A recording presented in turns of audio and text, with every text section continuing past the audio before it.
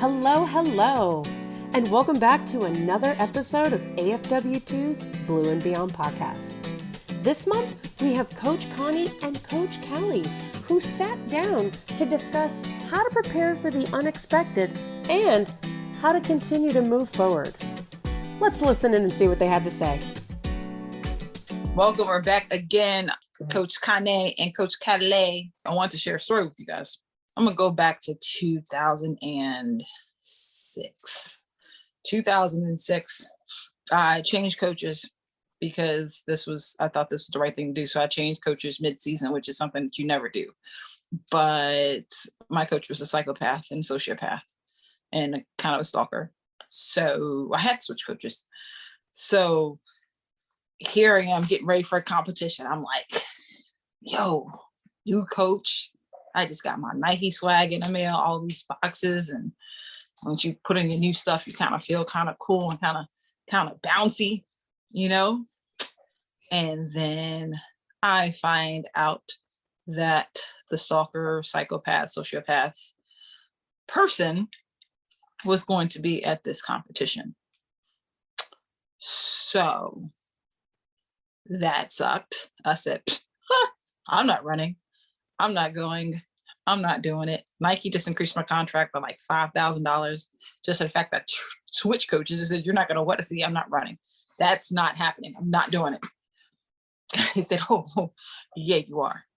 So nonetheless, like I just went into complete panic, and it was just the only thing that consumed my brain leading into this season opener. Like this was supposed to be my comeback season because I ran like crap in 2005, which was not a good year to do it coming off an Olympic year. But I ran like crap in 2005, so I had to redeem myself in 2006. And that messed with my head a little bit, a lot of it, because all the things that happened during my time with him just all came flooding back.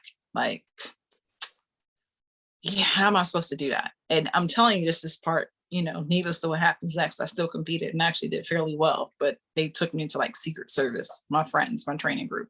But nonetheless, and I'm not by no means at all, no shape, no form, no fashion, not even close, same hemisphere, no different level at all.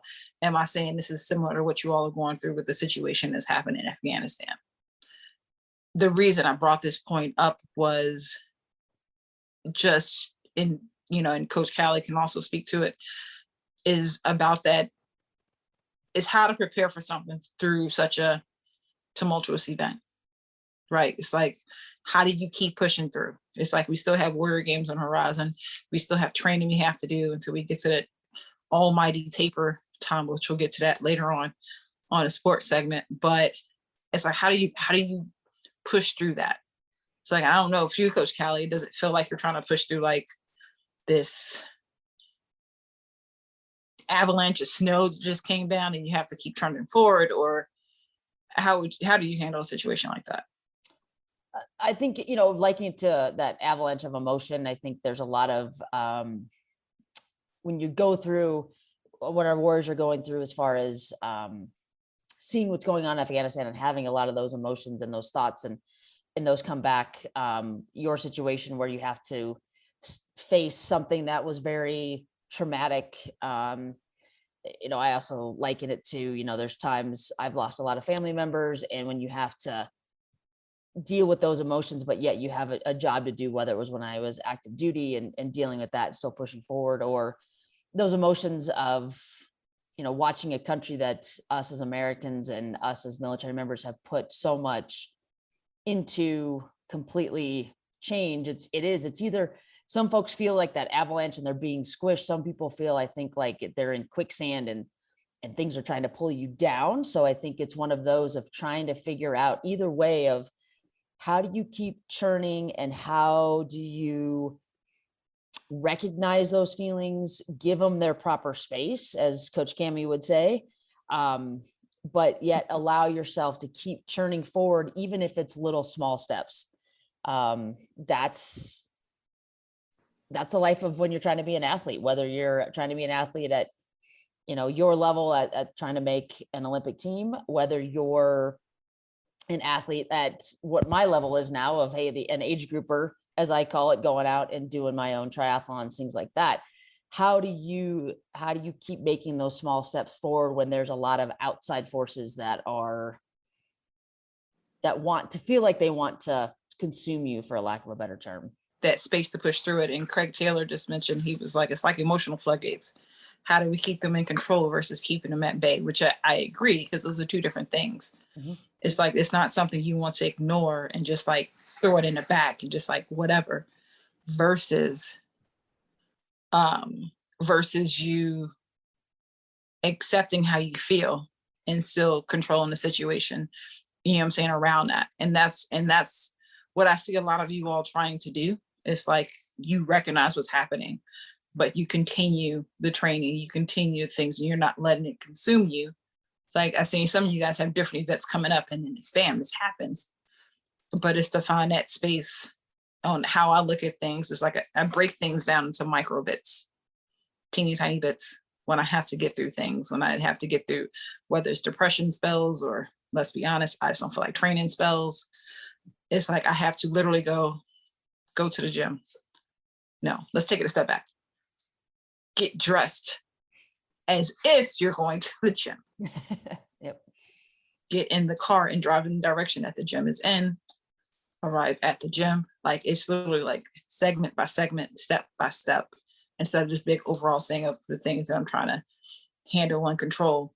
But we felt like there was something we definitely want to touch on a little bit. And of course, you guys know, if this is something you're still struggling with and you're having issues with all these people, that you have from, of course, adaptive sports, between myself, Kallie, and Derek, separate individuals. Of course, all the sport cords are available to you. Then, of course, you have the resources throughout AFW2, from the war and program and all those other fun, amazing programs that we have at bay on deck. So just want to put that out there and like set the platform, right? Yep. And I'd say one thing to our warriors out there who are, and I hate to use this term because it's overused a lot, but whatever you're doing, remembering why you're doing it and taking things, one thing that's always big for me is there's a lot of things I do because other folks I know can't do it. And not because I'm trying to be better than them, but I'm trying to be better for them, if that makes sense. And not letting some of those outside circumstances win, for a lack of a better term. I'm such a competitive person that those are the terms that come out in my brain. But it's this idea that, there's a lot of folks that, are struggling with a lot of things, and they can't necessarily take advantage of the opportunities that some of us can. And the more that we take advantage of those opportunities that have been laid out in front of us, the more opportunities happen in the future for others. And the more folks hopefully get a little inspired by what you're doing. And again, not in a way to say, hey, look how good I am, but just to say, hey, there are ways to overcome these things, and there are ways to keep yourself in focus and still work through a lot of those emotions and all of that. And please know, like Coach Connie said, I've been in a lot of your shoes. I don't talk a lot about my military experience, but I actually was deployed over there and worked every day with the Afghan army and the Afghan police. So to see what's happening is very interesting. So please know that there's a handful of us that you may not know that can understand where you're coming from. So if you guys need something, please reach out, and please know that we will help you find